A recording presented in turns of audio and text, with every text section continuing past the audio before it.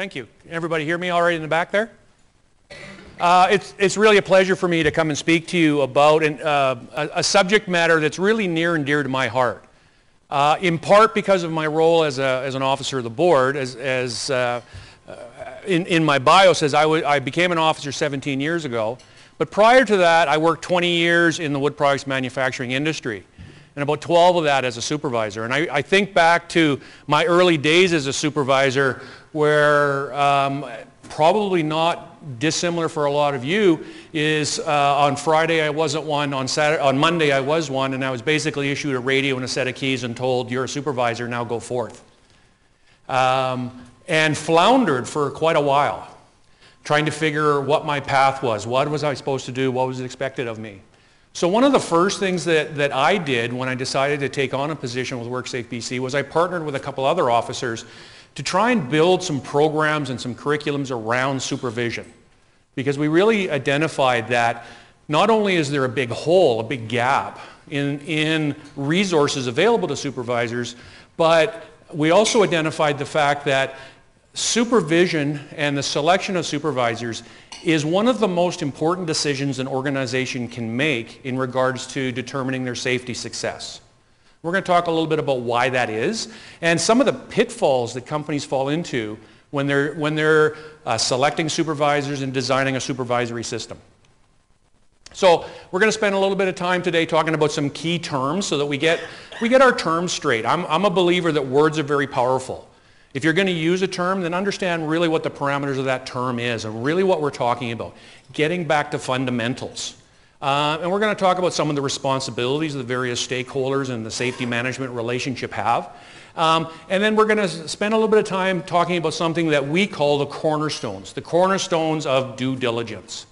And what we know is that if a company is going to be successful in managing their safety, and if they're going to be successful in explaining their actions when somebody like myself, like a regulator shows up on site, that they're going to be able to demonstrate that they've taken particular actions.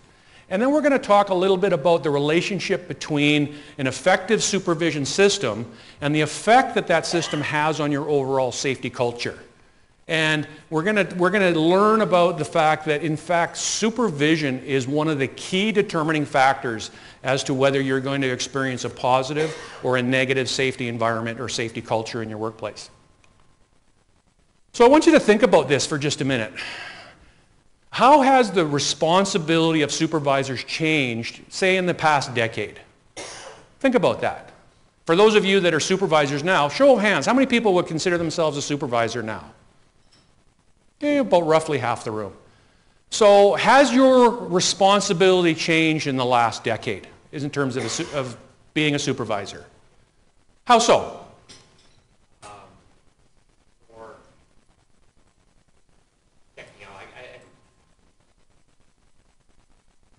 Ability to decide and make decisions, responsibility growing, my knowledge is bigger. Mm-hmm. You know what's interesting about this is if we actually look at the law, the responsibility assigned to supervisors hasn't changed dramatically in the last 10 years. What has changed, though, is the role of the supervisor in the overall operation. It used to be supervisors, I mean, you had multi-levels of supervision. You know, when I was in the sawmilling industry, we had the general manager, we had department managers, we had department superintendents, we had supervisors, we had lead hands, and all those different layers of supervision. And a lot of that has gone away now. And of course, organizations downsize, or of course, the popular term now is right size, and they get lean. And so they eliminate a lot of those levels. So your average supervisor is being expected to take on a lot more roles, from quality control, human resources work, production, a whole range. Safety, of course, plays a big chunk of that. Okay? So what's interesting, though, is that the responsibilities under the law are basically the same as they were 10, 15, even 20 years ago. What has changed dramatically, though, is that you now know what they are. Up until just a few years ago, those of you that are supervisors had those same responsibilities, you just didn't know about it until something bad happened and people like myself showed up and started asking very difficult questions. What did you do with this? Were you aware of that? With that knowledge, what did you do with it? And started to make supervisors incredibly uncomfortable. And those supervisors that had to go through that scenario learned a lot about what those responsibilities are. Fair comment? So when we're talking about a supervision system or supervision, we want to make sure we're looking at it in the right frame of mind. Supervision is a system for the planned and ongoing measurement of behaviors against expectations. It's something we plan to do. One of the key messages that I like to make is that supervise is a verb. It's an action word. If we're going to have an effective system of supervision, we have to have supervisors that have a bias towards action, that are out there doing things, managing the workplace and managing the production, managing the decision-making of our workers. Okay? So in order to manage those things, we have to go about it in an ongoing and planned way. We have to have a set of activities that we know lead to a safe workplace, and we have to set out to measure those on an ongoing basis. Okay? Some of those expectations we have in the workplace are formal. They're captured in safe work procedures. And some of them are more informal, and they just sort of exist within our safety culture. And we're going to talk about what that role of safety culture is in just a little bit. Another thing that we want to talk about is the fact that when we talk about who is a manager or a supervisor, we don't go by what's on a business card or a job title. What we do is we look at what the activities of that person are. And this is as defined in the regulation. A person who instructs, directs, and controls workers in the performance of their duties is, by definition, by law, a supervisor. You don't have to have a title. So because of that, there's a whole range of other people that may have the responsibilities of being a supervisor, and not always do they know it. So, whether you're an owner of a business or a manager of a business, all the way down to you might be a trainer, training somebody how to do a particular job. If you instruct, control, and direct that worker or that trainee in the performance of their duties, you carry much of the same responsibility as somebody who is a full-time supervisor. So I often get asked by trainers, oh my God, am I going to jail if my trainee does something wrong? And the short answer to that is yes. No, I'm kidding. The short answer to that is no, unless you go rogue. And what I mean by that is if you stick to the way things are supposed to be done, as defined by your safety management system, as defined by your safe operating procedures, the operating instructions by the equipment manufacturer, you stick to that, you're okay. But if you go rogue as a supervisor, and I've certainly run into this in my experience, both in industry and as an officer, where you've got the old gray beard that knows everything under the sun. He knows the way it's supposed to be done, but look, Mr. Trainee, let me teach you a few things 20 years of experience get you on how to take a few shortcuts. Here's some ways you can shave a little bit of time off in doing this. The minute you go rogue and you start plotting your own course away from the way that work is supposed to be done is when you now start putting the spotlight on yourself as a supervisor, okay, or as a trainer. So when we're talking about a safety management system, sometimes people ask, well, what is that? So I sought out, is there any sort of definition that really fits this? And there's a bunch of them out there. This one I happen to like, and it's by the International Civil Aviation Organization, which is a very, very large aeronautics organization that does a lot of work in regards to health and safety. And they define it as a systematic approach to managing safety, including the necessary organizational structures, accountabilities, policies, and procedures. So it really speaks to the need that you've got to build a functioning system. Okay? You've got to build something that has structure to it, that defines key decisions that are going to be made and how things are going to be carried out. And it also has to have accountabilities. So those are the measurement criteria. When people do not live up to your level of expectation, there needs to be an accountability for that. Okay? That doesn't necessarily mean that it's going to be the ultimate accountability, but there needs to be some way of holding that person accountable and correcting that behavior. Now, of course, you can't hold them accountable and correct the behavior unless you're measuring what they're doing. Okay? And that becomes really important when we start talking about supervision, because by and large, there's very little measurement of supervisory activities going on out there that I've experienced. There's a tremendous amount of monitoring and supervision of the workers doing the work. But when I talk to a plant manager or a company owner and I ask them, how are you supervising your supervisors? Often the look I get back to me is something like, what? One of the things we need to understand is that supervision and the job of supervisor, it comes with it a requirement to have a set of key skills. We're not born as supervisors. There are a set of skills that to be an effective supervisor, you need to learn. Okay? And one of the ways in order to figure out what you need to learn is somebody's got to measure what you know now. Okay? What we want to do is take the role of supervisor away from how it's often been done in the past, which is, well, the most senior guy gets to be the supervisor, or the best operator gets to be the supervisor. Okay? And we want to see supervision for what it is. It's a profession. It comes with its own set of skill needs and its own need for learning. So companies that understand that and invest in that system and invest in their supervisors, they see the greatest payback in overall safety management success.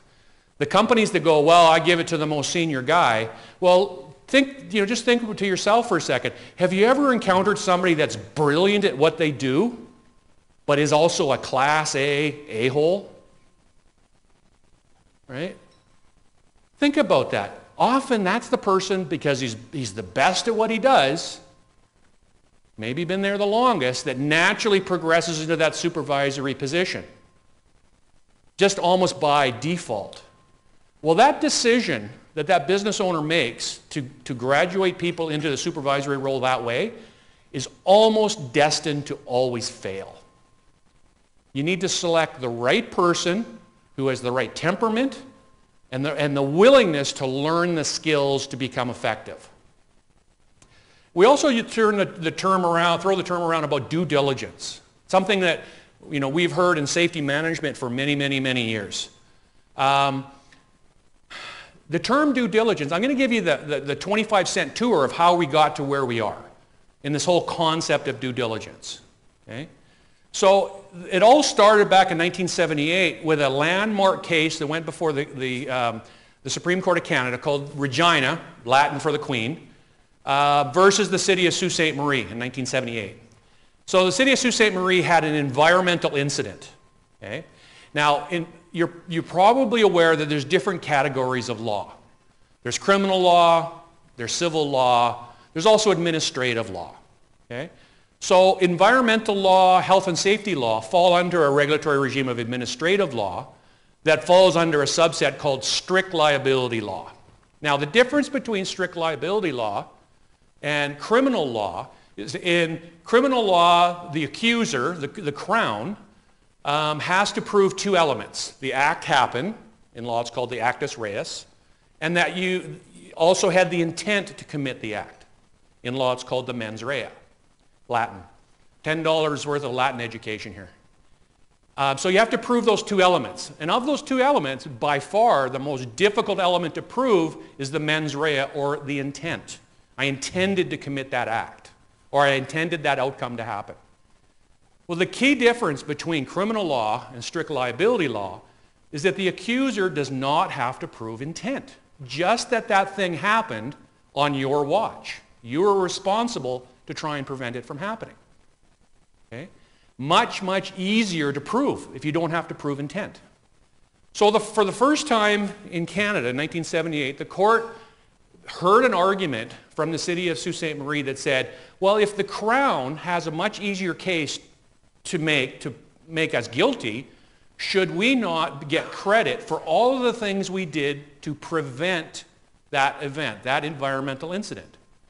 And for the first time in 1978, the court said, hey, you know what, that's a hell of a good idea. And from there launched forward this defense of due diligence. The idea that if you take all reasonable care to prevent the occurrence of the event, you should be held faultless.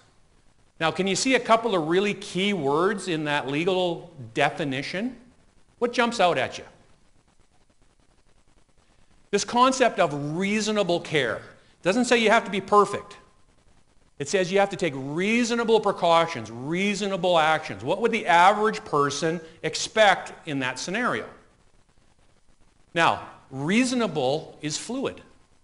What is reasonable to expect from a two-person shoe store is very different than it is from a large oil and gas company because of access to resources, the amount of money, the amount of people, the technical expertise. So what is reasonable can fluctuate based on the sophistication of the company, the sophistication of the environment in which they work, the industry in which they work. And key to it all is this concept of having to prevent. The court really isn't all that interested in what you did after that unwanted thing happened. You know, yes, we hurt our guy, but we had a trauma surgeon standing by and we saved his life. Court says, good for you. What did you do to prevent him from getting hurt in the first place? And that's really, knowing that helps guide our decision making as business owners and supervisors, that it really calls us, as I said, to have a bias towards action.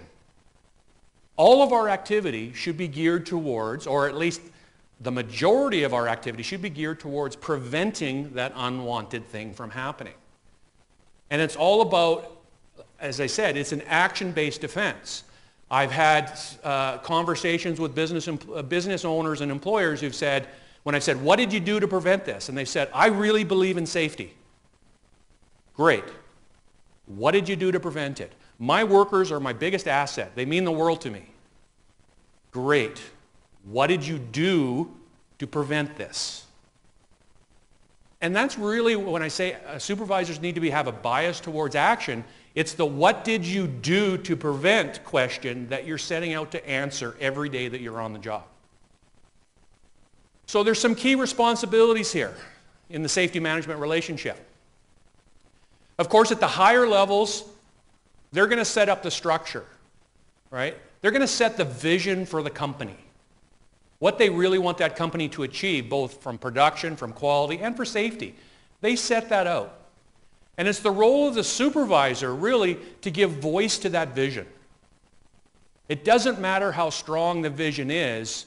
If you don't have a strong voice for that vision, in the workplace, on the ground, in the bush, it will fail.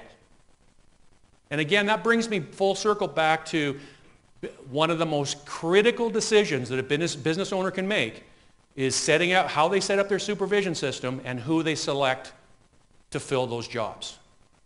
Critical business decision. And workers, of course, have responsibility to support the safety management system and to play their role, to take reasonable care to protect themselves. And that includes a lot of the things you're going to hear later on around proactive reporting. When they see things, or, here's the difficult one, they see people doing things that they shouldn't be doing, is to participate in the protection of those people. And often you participate in the protection of those people through making their activities known. Maybe first to them, but if they don't change their behavior, then you're taking it up further up the line. Okay? Another thing that needs to be understood, okay, is that a supervisor may be wearing several hats. A supervisor is always a worker. Supervisor, of course, is a supervisor. The supervisor may also be the owner's representative. Okay? They may be the only person on that site, and maybe when they're interacting with regulators or others, the person who actually has to be the top dog in that business on that site. And they have to be aware of what the business goals are for that site and the plans for carrying out that work successfully. Another key thing that supervisors need to understand is that you can delegate a lot of the day-to-day activities of supervision. For example, you can ask your safety committee to go out and do a workplace health and safety inspection. Okay? But the responsibility for ensuring that it got done remains with you.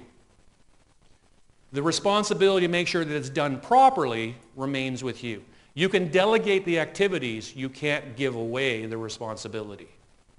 So again, a big part of supervision, of being an effective supervisor, is in the realm of quality control. When you've asked somebody to go do something on your behalf, is to then go back and check to make sure that they're doing it in a way that meets your expectations. And that's where we get into this whole realm of having supervising, or having to supervise your supervisors. Because as a business owner, yes, you ask these people that you appoint to be supervisors to be your eyes and ears on the work site. They're carrying out the day-to-day activities on your behalf. But the responsibility to ensure that it goes on appropriately and meets your expectations remains with you. This concept, you can delegate the work, you can't delegate the responsibility. So then we're talking a little bit about the cornerstones of safety management, okay? The cornerstones of due diligence. So when we look at the Act, it gives us some guidance as to what every worker is entitled to get. And that is, every worker, regardless of their level within the organization, is entitled to receive information, instruction, training, and supervision. Okay? Now, we often hear the term information, instruction, and we call that education. So if you want to use the short form, education, training, and supervision. Now, often people get a little confused. What do you mean education and training? Isn't that the same thing? And education and training is not the same thing. So education is much of what we're doing here. We're making a bunch of information available to you. We have no idea whether you're absorbing it, understanding it, or going to be using it. That's education. We're giving you a level of awareness and knowledge. Training, on the other hand, is skills development, usually delivered hands-on. And here's the key element. If somebody is to be considered trained or qualified, it means that they're able to demonstrate back a set of new skills to the trainer. They can demonstrate competency. So the law says we got to deliver both those. We got to provide information and education and awareness and knowledge, and we got to provide training. So you don't want to confuse those two terms. Want to know the easiest way to remember those? The difference between those two? Remember, education is information and awareness. Training is demonstrated competency, demonstrating a set of skills. I'll tell you the trick I use to remember the difference. How many of you have daughters in the school system? Right, show of hands. When your daughters go to school, do you want them to get sex education or sex training? Do you want them to get some information and awareness, or do you want them to demonstrate a new set of skills back to the teacher? Okay? You'll never forget the difference again. Okay? Now, when we deliver these cornerstones, we don't just deliver them the same way all the time. Okay? And when we start talking about the principles of due diligence, it also gives us some guidance on how we actually deliver these things. So, for example, they need to be delivered in a way that's appropriate to the risk. So what that means is the higher the consequences for a mistake, the more attention to detail is required in delivering these cornerstones. There's very little room for error. You've got to be, it's got to be appropriate to the level of risk that those policies, procedures, training, all those cornerstones are meant to prevent that accident from occurring. It needs to be steady and persistent. Due diligence or safety management is not something you set out to do at 2 o'clock on a Thursday. It's about embracing safety management in all the decisions you make, whether you be a business owner or a supervisor. It's steady and persistent in its application. You have these on front of mind. And the delivering of these cornerstones has to be attentive to the needs of the receiver. Does everybody learn the same way? Absolutely not. Does everybody have the same reading comprehension skills? Does everybody understand material at the same pace? Are there people that are maybe English as a second language or have learning disabilities? So you, as an owner or as a supervisor, you need to be aware of the challenges that your workforce presents to you in terms of understanding what you are expecting of them, how you're communicating to them. And the person in that relationship that has to be flexible is you, not them. You need to find a way to connect with them in a way that makes sense to them. Okay? As much as we want to stamp our feet and flap our arms and hold our breath and wish the world was the way it was 50 years ago, good luck with that. Let me know how it works out for you. Okay? The world has changed. We need to progressively move with it and understand that we as supervisors play a role in the ability of our other people on the job site to succeed. Let me ask you this. How many, everybody here basically from forestry, right? What's your product? What is your product? If you're a supervisor, what's your product? Anybody? A lot of people say, my product is, I got to harvest X amount of trees, right? I got to make sure that we meet X quality, right? We got to get X number of loads out in a certain period of time. That's often how our product is seen, correct? Well, I want you to understand one thing. When you became a supervisor, your product changed dramatically. Your product as a supervisor is now decisions. Your decisions allow other people to meet those other criteria and to do it in a safe way. So just as we demand quality from our product, whether it be trees or whatever it might be, we should also begin to expect quality work from our supervisors in their decision making. And the way we ensure effective decision making on the part of our supervisors is we give them the skills they need to prosper. We invest in our supervisors. So general duties that supervisors have are things like they have to ensure the health and safety of their workers. Well, anybody want to tell me in 25 words or less how you ensure the health and safety of your workers? It seems like that pretty much sounds like Mother's Day and apple pie, right? Well, I'll give it to you in 5 words. As a supervisor, the best thing you can do to satisfy that legal requirement is provide information, instruction, training, and supervision to the people you're responsible for. If you provide that, you've done the majority of what we can expect from you as a regulator. Okay? You also got to know about the Act and the regs and all that stuff. You got to know about the hazards in your area and how to protect from those hazards. And you got to be able to communicate with your workers.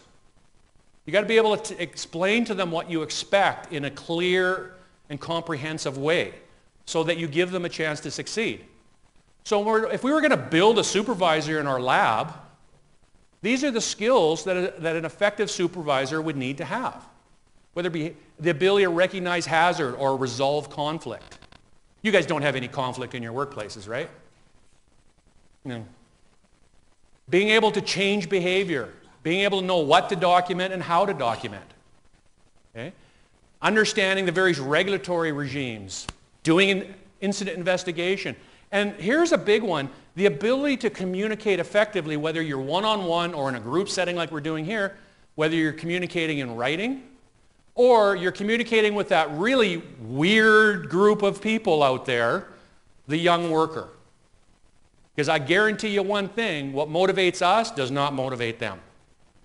So if you're interacting with people the way you want to be, with young workers, the way you want to be interacted with, you're already off base. Remember what I said? The person who has to be the most flexible? The person that has to be most flexible is the teacher. We have to find ways to connect with the young people in a way that makes sense to them. And I can tell you, throwing a 30-page safe work procedure manual at them or burying them behind 2 straight days of safety lectures, they tune out in about 7.5 minutes. Right? So we need to find interesting, interactive ways to connect with them. And if we can do that, wow, will there be a return on investment from them. They will give us everything. But if we don't attempt to do that, there's no way we're going to get them on our side. So when we look at what the courts expect in terms of due diligence from a company, we look at these things. Are we educating and training and supervising our workers? Are we verifying training? Do we have corrective action policies? Are we actively seeking out hazards? Do you see a bit of a crossover in these skill sets? Right? So the message of this is that if a company wants to be able to say we've done everything reasonable to prevent this event, as the courts have said you have to do, the best way to do that is invest in an effective supervision system with quality supervisors within it. Because if you have this working, you're delivering on this automatically. That's why I say the companies that really get it, the companies that Dave was talking about, those superior performing safety management companies, the ones with an accident rate that all the numbers are on the right side of the decimal point, the 0.10 type companies for injury rate, most of them achieve that because they've heavily biased their management system towards an effective system of supervision. Supervision will make or break your safety performance. Remember, they give voice to the corporate vision. A good voice can do wonders. A bad voice can be incredibly destructive to what you want to do. So, how are you educated to be a supervisor? How are you now being educated to be a supervisor? I gave you a little brief history of mine. I mean, I became a supervisor many years ago, given a radio and a set of keys. Friday I wasn't one, Monday I was one. And suddenly, somehow, over the course of that weekend, the skies parted, light shone upon me, and I was anointed with all supervisory knowledge. Anybody else share my miracle? Yeah. We need to get away from that. Supervision is a profession. It's a job that should hold considerable esteem and accountability that goes with it. I'm a firm believer that if you demand a lot from people, they will give it to you. If you demand little from people, they will give that to you as well. So expect a lot from your supervisors, but set them up for success by determining what their needs are. What is their core set of skills? What do you want them to have? And look for a strategy to fill those gaps. It almost always means additional education, training, mentoring, and yes, some supervision on your part if you're the business owner. Okay? Monitoring your supervisors for how they're doing their job.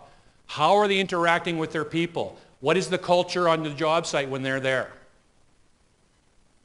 Asking these key questions.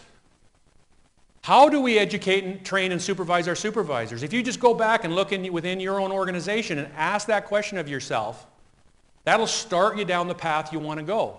Have we developed standards for our supervision? What is acceptable to us in terms of supervisory behavior, supervisory skills?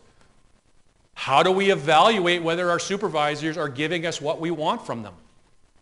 Do we have some kind of quality control system for our supervision system? Now, I want to make sure we have a clear understanding of the difference between a supervisor and the system of supervision. Because sometimes you can have a good supervisor that's floundering in a poorly designed supervisory system. I'll give you an example. You may be a great supervisor, but in the organization you work at, you're trapped 90% of your day in your office filling out reports and answering emails and doing all this kind of stuff. Well, if we think back to what supervision, the definition of supervision, the planned and ongoing measurement of behavior against expectation, can you really do that from your office? So you may have a really good, highly skilled supervisor that cannot succeed because the system is not designed to let him or her do the job the way it should be done, which means boots on the ground, watching behaviors, giving feedback, positive and negative, and controlling the work activities through guidance and advice. Okay? So think about it. If you're a supervisor now, how are you being supervised? And I hate to tell you this, but an annual performance review is not supervision. Okay? Talking about the planned and ongoing measurement of behavior against expectation. I mean, somebody, if you're a supervisor, should be giving you regular feedback on how you're doing in meeting the company's goals in terms of supervision. Not only are you doing the activities, but are you doing them so that they provide a return on investment? Or are you just kind of going by the numbers? Right? Are you actually investing in success? Remembering, of course, due diligence is an evidence-based defense. What you know about a situation is very different from what you can prove about it. And what the law and the regulator cares about is what can you prove about a situation. If we come on site, and I always say when I'm talking to an employer or supervisor about their workers and whether they're qualified to do a job, I ask two questions. One that's easy, one that's hard. The easy question is that worker qualified? Because the presumption of the law is that if you give a worker a job, you have deemed that person qualified to do it. So I ask a supervisor, is that person qualified, that buncher operator qualified to do the work that you've assigned them to do? Universally, the answer comes back as yes. That's the easy question. The tough question, of course, is based on what? How did you arrive at the conclusion that this person was qualified? And that's where the system kicks in. It could be based on observations. It could be based on instruction and mentoring for that person. But if you're going to effectively say you've taken all reasonable care to prevent the occurrence of an event with that buncher operator, that question around how did we deem that person qualified will come into the mix. That will be a question you'll be called to answer. So designing an effective safety system really is critical if you're going to be able to rely on the defense of due diligence. So where does culture and supervision come into this whole thing? Well, the whole idea behind a safety culture, it can be defined many different ways. The most basic way was actually defined by Dr. Dan Peterson, a noted safety researcher, that said basically a safety culture is just the way we do things around here. It has nothing to do with platitudes or posters on the wall. It has everything to do with what happens often when the brown stuff is heading for the rotating device. What happens on a day-to-day activity, it has nothing to do with posters on the wall, right? How do we actually live our safety? And a positive safety culture will increase productivity. Steve Mueller is going to talk about the experience that they've had since they began to own safety, and it is nothing but a positive experience. We also want to understand that executives and managers and even supervisors, their behavior defines the cultural norms for that organization. So what they expect from that organization will often be delivered to them. So everybody here at one point or another have seen the Occupational Health and Safety Regulation book, right? For you guys from Alberta, I think ours is about 3 times your size, but it's a book about yay thick, and it has roughly 3,000 regulations contained within it. Okay? And it's interesting when I talk to business owners and executives, how many of them say that their safety goal is to be in full compliance with the reg book. My response to that usually is, and then?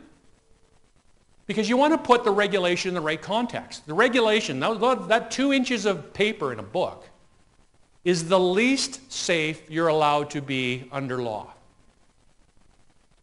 We want to make sure we understand the role that that regulation plays. It is the least safe you're allowed to be.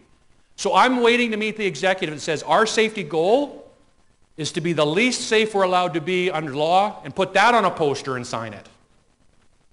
Because by saying our goal is to be in full compliance, you've essentially said the same thing. Right? That system has not been designed for success. It's been designed for compliance. And in my experience, a system that's designed for compliance never gets there. So where does culture and the role of supervisors play in the overall work environment? Well, culture is all about engaging your workers. What you want to do is tap into your workers' willingness to provide you what's called discretionary effort. That is effort that goes beyond the minimum requirements to get the job done. So the higher the amount of engagement you have with your workplace, the more successful you're going to be. Some studies have been done. A big one was done in the United States about 10 years ago, where workers have said 66% of them, 2/3 of them, do not feel motivated to work towards their company's business needs.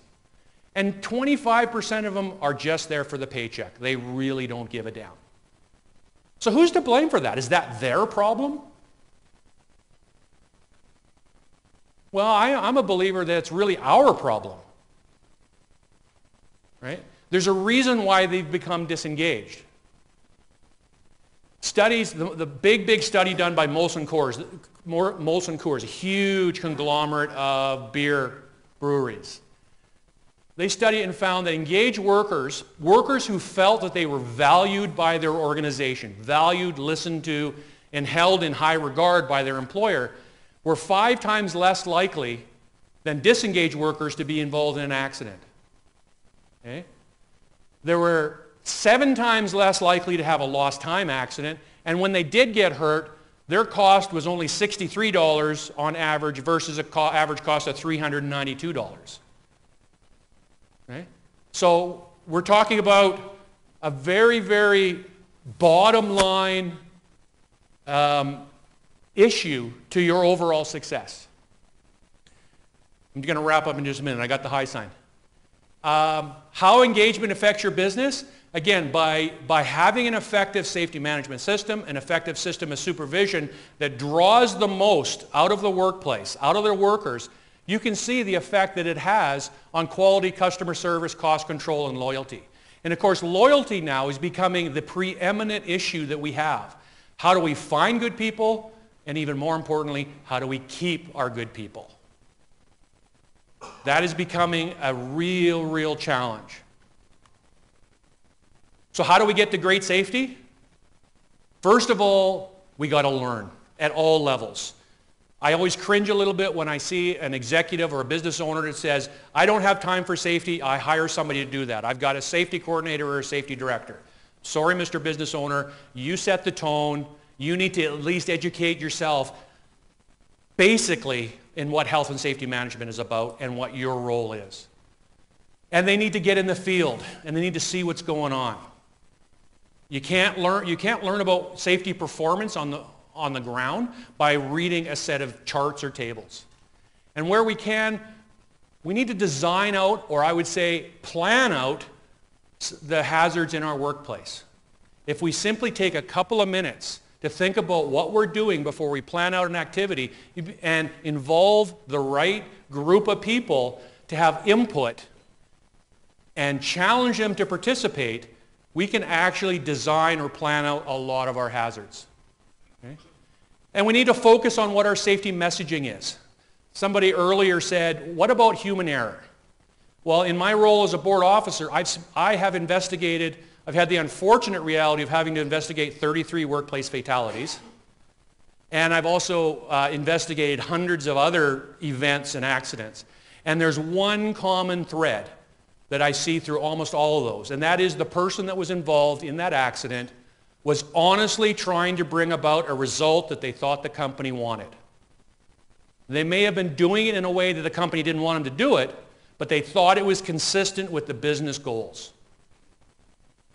So if we're going to control what our workers do and harness that energy, that willingness to give us what they think that we want, we need to give them the information, we got to give them the tools to do it, and we got to make sure we've got appropriate mechanisms to guide their activity and their behaviors in a positive way. And we do that through supervision. That's me.